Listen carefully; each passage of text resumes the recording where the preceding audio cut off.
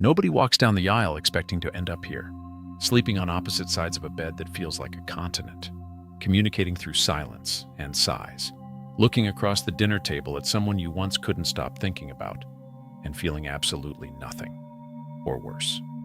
Feeling contempt, that's the word nobody uses. Not frustration, not disappointment, contempt. That cold, quiet hatred that builds so slowly you barely notice it arriving, until one morning you wake up and realize it's been living in your house for years. So what happened? Schopenhauer had an answer, one that nobody in the wedding industry will ever put on an invitation. He argued that romantic love, that intoxicating, consuming force that drives men toward marriage, is one of nature's most elaborate deceptions, a biological trick, a manipulation so sophisticated that even intelligent men fall for it completely.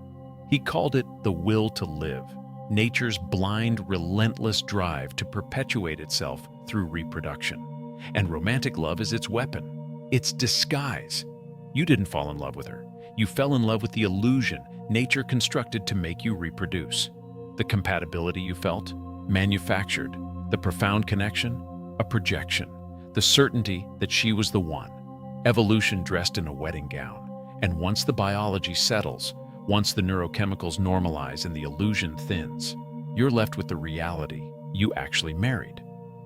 Two strangers, sharing a roof, carrying incompatible needs, unexpressed resentments, and unmet expectations neither of you ever voiced out loud. This is where the hatred is born, not in dramatic betrayals, not in explosive arguments, in the slow, suffocating realization that the person standing in your kitchen every morning is not who you thought you married, and neither are you. Most men at this point do one of two things. They blame her entirely, or they blame themselves entirely. Both are wrong. Because what's actually happening is something deeper, older, and far more structural than either of you caused. The hatred spouses develop isn't personal, it's architectural. It's built into the very foundation of how modern marriage was designed. And understanding that architecture is the first step toward either rebuilding it or walking away from it with your dignity intact. Here's what modern marriage actually promised you: a best friend, a passionate lover, an intellectual equal, a supportive partner, a co-parent, a domestic teammate, a therapist, a cheerleader, all in one person, forever. Nietzsche saw this coming. He wrote that marriage is a long conversation, and that before you commit to spending your life with someone, you should ask yourself, can I hold a good conversation with this woman into old age? Not can she make your blood move? Not does she look extraordinary in that dress? Can you talk to her? Really talk. For decades, most men never asked this question. They were too busy feeling things to think clearly. And so they married the feeling, not the person. The expectation machine kicks in immediately after the honeymoon. She expected you to remain the man who pursued her, attentive, hungry, deliberate. You expected her to remain the woman who appreciated you, warm, receptive, present. Neither of you communicated these expectations out loud. You simply waited for them to be met. And when they weren't, you started keeping score.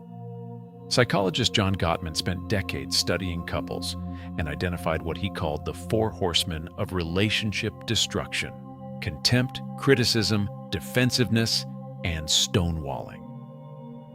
But what feeds all 4? Expectations that were never negotiated, needs that were never spoken, resentments that were never addressed because addressing them required a vulnerability neither person felt safe enough to show. So instead of honest conversation, you got performance. She performed contentment. You performed strength. Both of you silently drowning while pretending to swim. And here's the brutal part. The performance becomes exhausting. Exhaustion breeds resentment. Resentment curdles into contempt. Contempt is where marriages go to die, not with a dramatic ending, with a slow, quiet erosion where two people stop seeing each other as human beings and start seeing each other as obstacles, as disappointments, as evidence of their worst decisions. The man who once couldn't sleep without her now can't sleep because of her. That transition didn't happen because love died. It happened because expectations replaced love, so gradually, neither of you noticed the exchange. And until you name what actually replaced it, you'll keep blaming the wrong thing. You'll blame her personality, her family, her friends, when the real culprit was the architecture you both agreed to inhabit without ever reading the blueprints. Let's talk about contempt directly, because most men misidentify it. They think contempt is anger. It's not. Anger still believes the other person matters enough to fight.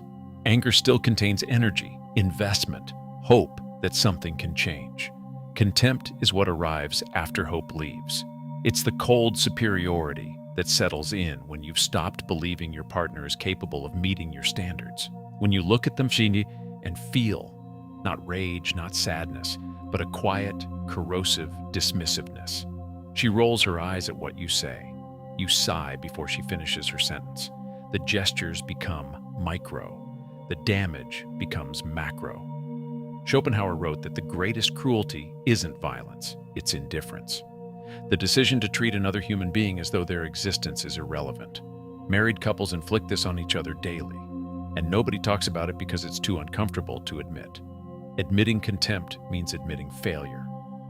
Means acknowledging that the relationship you publicly celebrated, that your family endorsed, that your identity was built around, has rotted from the inside. So instead you perform normalcy. You show up to events together. You post the anniversary photo. You maintain the infrastructure of a marriage while the soul of it has been gone for years. Men especially fall into this trap, because walking away carries its own devastation, financial ruin, custody battles, social judgment, the identity collapse of becoming a divorced man in a world that still quietly pities divorced men. So you stay. And the staying without healing is what transforms frustration into hatred, because proximity without connection is its own form of torture. Epictetus, the Stoic philosopher who understood suffering better than almost anyone, said, "It's not what happens to you, but how you respond to it that matters." Most men in failing marriages are responding by enduring. Enduring is not responding. Enduring is slow surrender. It's absorbing damage without processing it, suppressing truth without examining it, staying present in the body while evacuating completely from the soul. The contempt you feel for her, some of it is real, some of it is misdirected. Because a significant portion of what you call contempt for your spouse is actually contempt for yourself, for the choices you made, for the man you stopped being somewhere between the wedding day and today. That's the truth most men refuse to look at directly. Here's what nobody tells you about marriage. It doesn't just change the relationship, it changes you. Not overnight, not dramatically, incrementally, almost imperceptibly. The man who entered that marriage had direction, had standards, had a life that existed independently of the relationship. Then slowly, through compromise, through accommodation, through the 1,000 small surrenders that feel reasonable in the moment, that man started disappearing. You stopped pursuing the things that made you interesting because she needed more time. You abandoned friendships because they complicated the schedule. You suppressed opinions because voicing them started arguments nobody had energy to finish. You made yourself smaller to make the relationship larger. And then she lost respect for you, not because she's cruel, but because women are fundamentally incapable of sustaining attraction toward a man who has no self left to respect. You can't be desired by someone who has watched you dissolve. Nietzsche understood this. The secret of the greatest fruitfulness and the greatest enjoyment of existence is to live dangerously. A man without edges, without mission, without the capacity to disappoint someone in service of his own integrity. That man is not a partner. He's furniture. And the hatred that develops in marriages, the specific, suffocating kind, often traces directly back to this dynamic.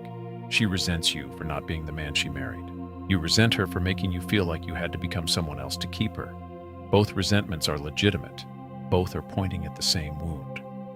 The loss of masculine identity inside the institution of marriage. This is why divorced men who've been through the fire and survived it, often describe the aftermath of divorce not just as pain, but as relief. Not because the marriage didn't matter, but because they finally stopped disappearing.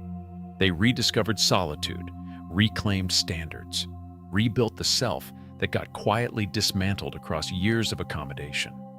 Solitude isn't loneliness. Solitude is where a man remembers who he actually is when nobody is asking him to be something else. The hatred between spouses isn't always about the other person. Sometimes it's grief.